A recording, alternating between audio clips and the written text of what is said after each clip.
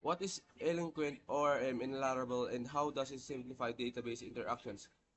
Eloquent ORM is Laravel's ways of working with databases using models. It makes database actions like insert, update, delete, and relationships easier by writing PHP code instead of complicated SQL queries. Number 2. How does Laravel handle HTTP requests and define routes?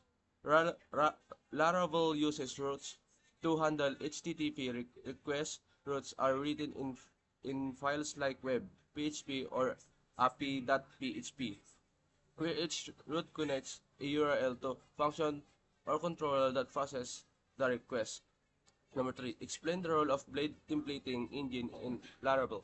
Blade is Laravel's built-in template engine. It helps separate HTML design from logic, supports layouts, components, and easy syntax for displaying data, making web pages cleaner, reusable, and faster to develop. Number 4.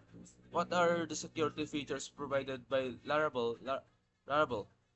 Laravel provides strong security features like CRF protection, password hashing, input validation, and SQL injection prevention.